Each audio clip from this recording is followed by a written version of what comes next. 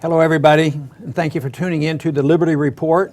With me today is Daniel McAdams, and it's good to see you, Daniel. Good morning, Dr. Paul. Good. We have a special guest today, Dr. Mark Thornton from the Mises Institute. Mark, are you there? Good to see you today. Daniel. Wonderful. You know, our subject today is to talk about a depression, or the concept of depression. Are we in it, and what are we going to do about it? But before we would get into this, you have a PhD and you did a dissertation.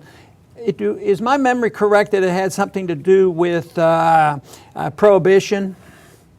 That's correct, Dr. Paul. I completed my dissertation in 1989, and it was turned into a book called The Economics of Prohibition.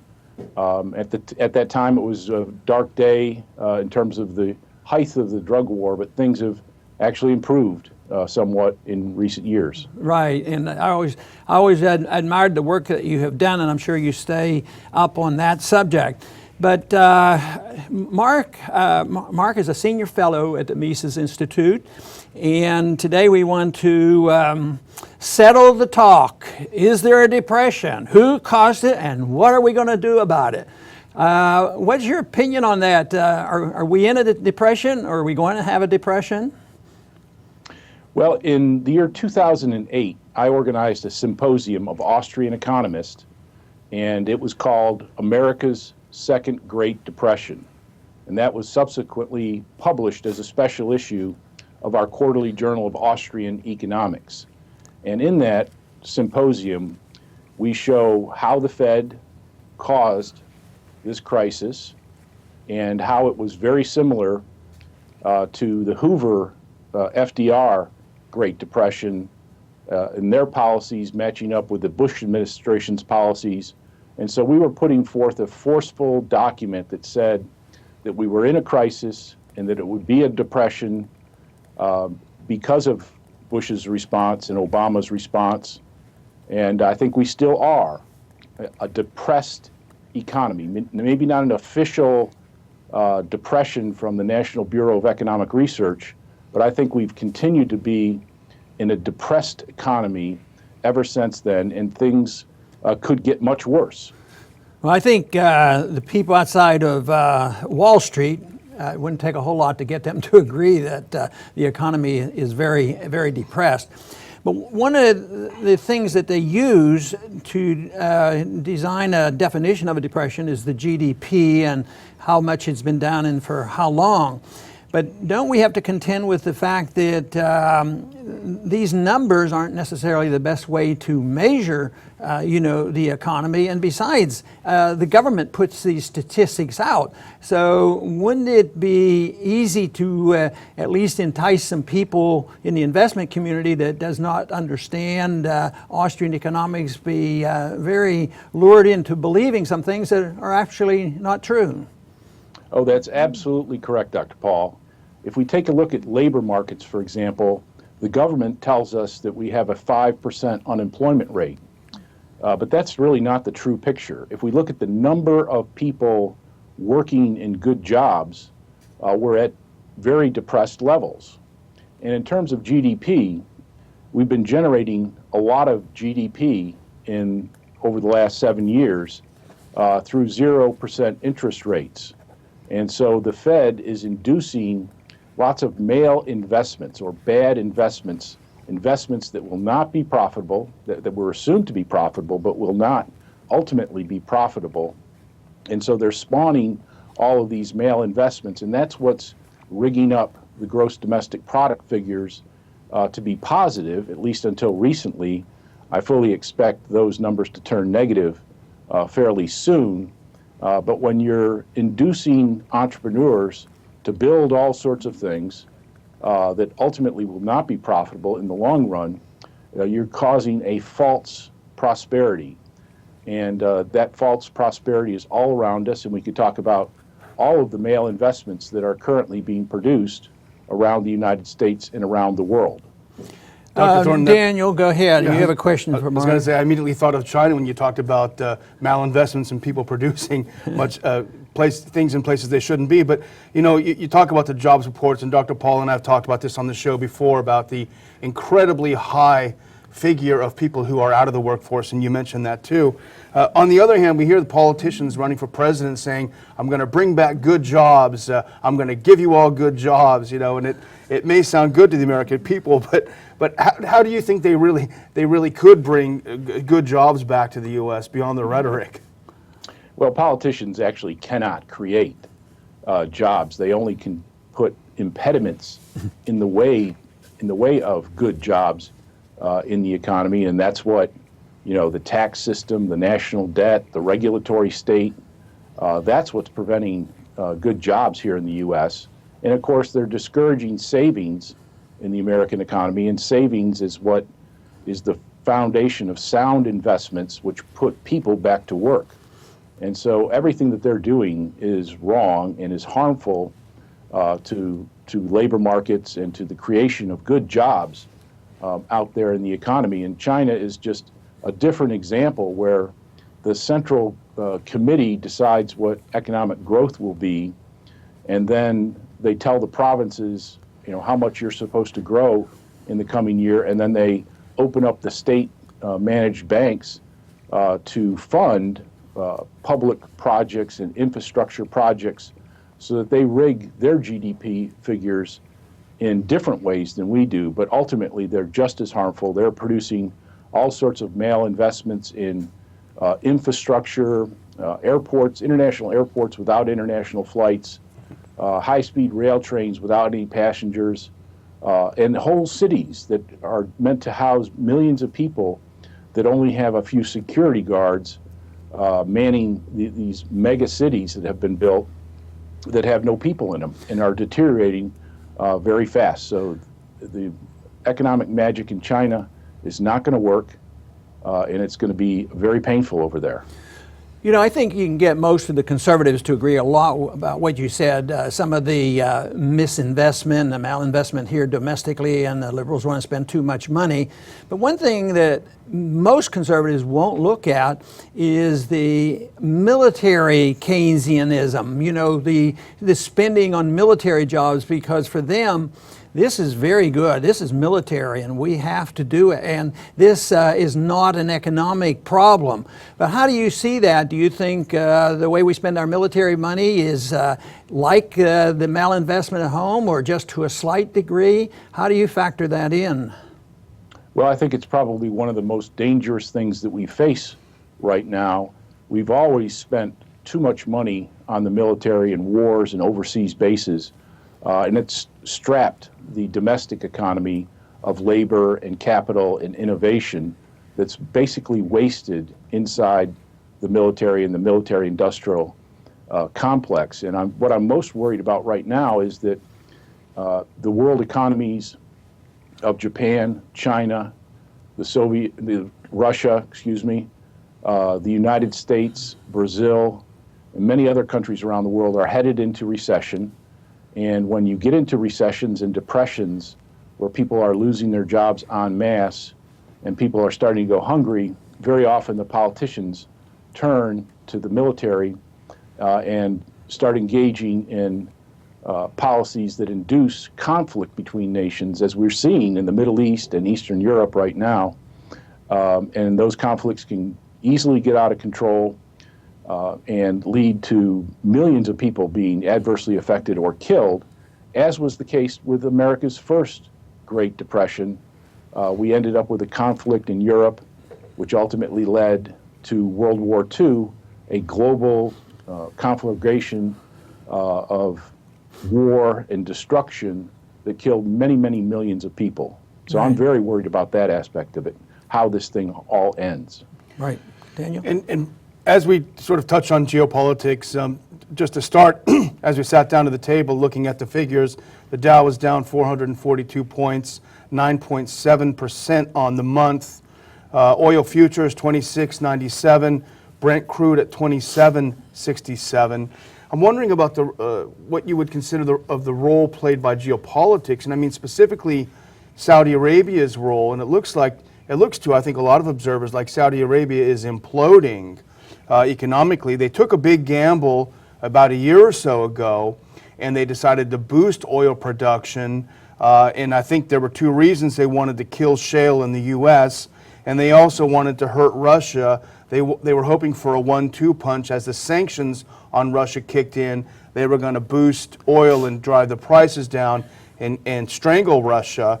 Well, that didn't happen. Now the Saudis are losing this horrible war in Yemen. There are many setbacks they're suffering in Syria in their regime change plan. And according to, they have a budget crisis, we know that. And Zero Hedge had a piece yesterday, I think it was, that they're introducing capital controls. How would you consider the role of Saudi Arabia in sort of driving this sort of depression-like circumstances here? Well, they definitely play a pivotal role in this, but it's a role that they almost couldn't avoid in some sense, because when you have a sustained bubble going on in the economy where the central bank is giving 0% interest rates to banks, and you're creating a bubble economy, one of the things that's most directly affected is the price of oil. So when you have a sustained Fed-induced bubble economy, you see the price of oil going over $100. And once you get over $100, there are a lot of different sources of energy that become profitable. And so in the United States, we started, using shale oil, drilling for gas, using all sorts of new technology, massive investments in getting new oil, not just here, but in Brazil and in other places around the world. And so you have a massive increase in supply that when ultimately the economies start faltering, you see this drastic decrease in the price. And so these price swings, as a result of Fed-induced bubbles, you can see them on a chart where as the bubble is produced, the price of oil rises, and then it crashes, and that's where you get the recession. And so that's another reason why I'm anticipating a recession to start officially kicking in this coming quarter. I think the planners in Washington totally miss the concept of what prices mean. Of course, they don't know the significance of the price of borrowing money, the interest rates. But right now, their understanding generally is that if prices go up, as long as they're controlled, that's good for the economy, regardless. And if prices go down, that's bad, because that identifies a recession or deflation. At the same time, the extremes are that you can have depressions, that you can have tremendous inflation, and you can have depressions that have tremendous deflation. And this idea, and I want you to comment on this whole idea how they concentrate. If we can only get prices to go up at 2% rate, that it's going to be some type of a magical cure for our economy. Yes, this points out the fallacies of mainstream economics. Basically, mainstream economists, Keynesian economists, they don't really have any true economic tools of understanding how the economy works. And as a result of not being able to see into the black box, they are phobic of deflation. They're afraid of deflation. They think that if an economy enters into a deflationary period, it's going to spiral out of control into a black hole. Literally, that's their thinking on this subject. And that's all based on the experience in the Great Depression, when prices fell, employment fell, GDP fell. But really, if you look at all the historical experience, there's no real good correlation between deflation and depression. And as a matter of fact, most deflationary periods have been periods of good prosperity, and inflation is actually more related to bad economic times. So their thinking on this is all wrong, but they're still afraid of deflation. And with prices now and producer prices falling, they're getting very, very worried about the deflationary possibilities. Austrians, on the other hand, we see falling prices as a sign of economic recovery, of the economy going into a corrective mode where, yes, prices are falling as the value of assets are falling, and so you see steep declines in asset prices, steep declines in land, some decline in labor, but not much fall in consumer prices. And so when that process of deflation takes place, new entrepreneurs will find that they can buy capital and land at very, very cheap rates and then hire labor to produce consumer goods for a profit. So the whole deflationary process is actually key to the corrective phase, but mainstream economists don't understand that because they don't understand how the economy works and how entrepreneurs make corrections. Well, I'd like to see him concentrate more on what happens to the money supply when you have a central bank like our Federal Reserve, because increasing the money supply artificially or decreasing it because they think that will be helpful, I think is a big issue. But I want to ask a question about the changes in the concept of economics and what has happened in our country with the Great Depression of the 1930s. Because I think it was very clear that the blame at the time, and this was really the introduction of economic planning and Keynesianism wholesale, and that is that the real culprit was free markets. You can't trust the free market. It always gives us all these terrible things that have happened in all our depressions and recession, inflation, and that it was also, the gold standard was the problem. So free markets and the gold standard totally failed. It was the indoctrination that is still with us today, and that is why we have a Federal Reserve, and the more trouble we have, the more power they get, and of course, the more they mock the idea that money should be related to a precious metal. Yes, prior to the Great Depression and the stock market crash in 1929, it was really only Ludwig von Mises in Europe and Benjamin Anderson in the United States that were warning of a Great Depression or a depression and its relationship to what the Federal Reserve was actually doing. And Mises pointed this out in detail.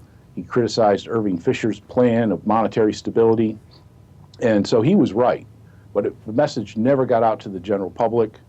And so the story was told that it was free markets, it was the gold standard that caused the Great Depression, and it was Roosevelt's New Deal that saved us, and that World War II got us out of the Great Depression. Well, we now know that very clearly that Roosevelt's New Deal only kept depression conditions continued to exist because of all of the government interventions that he introduced along with Hoover into the American economy. Bigger budgets, bigger taxes, more regulations, more government bureaus, and so forth. And as Robert Higgs has shown, that basically World War II did not get us out of the Great Depression, that real per capita consumption of Americans was actually lower during World War II than when it was during the Great Depression itself up until 1940. So Americans weren't better off, and they were restricted in terms of what they could buy because of the war effort. And of course, millions of people lost their lives in World War II. So you can't really say that World War II got us out. Professor Higgs also pointed out in another important paper is that at the end of the war, Keynesian economists thought we were going to go right back into a depression unless we started a massive government spending programs. Well, Truman didn't go along with that. They deregulated the economy. They went back on a pseudo gold standard, and they returned to free markets in peace and prosperity was the rule of the day. So it wasn't World War II that got us out of the Great Depression. It was peace, prosperity, and the gold standard. Very good. Mark, and I want to thank you. We have to wind this down now, but I appreciate very much you being with us today. Oh, it was my pleasure. Great to be with you guys. Wonderful. And I'd like to just make a comment to the viewing audience. I want to thank you for being with us today, and make sure that you come back on a frequent, regular basis.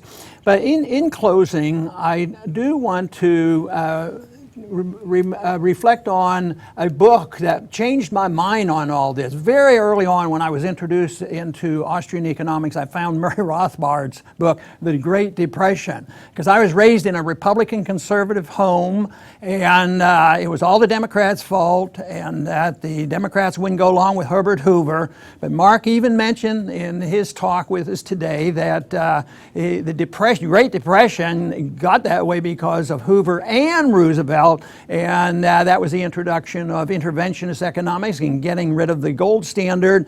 And right now we are having a revival of Austrian free market economics. At the same time, there is more critique of the Federal Reserve than there has been in the whole history of the Federal Reserve, and they're worried about it, and I want to keep the heat on. And this is why we emphasize knowing more about the Federal Reserve, and someday the chant of audit the Fed is going to turn into and the Fed. And then we will know that we're getting down to serious business about having a free market economy and not one of these worldwide economies run by a fiat currency with one government in charge of printing that money. That has been a disaster for us, and the unraveling of the markets that are occurring today, and it's being prolonged because governments are still very much involved, but the total collapse of this system is coming. And this is why it's so important that we look at Austrian economics for the answers and look for sound money for the answers, and look for the culprit being at the feet of those individuals who run the Federal Reserve System.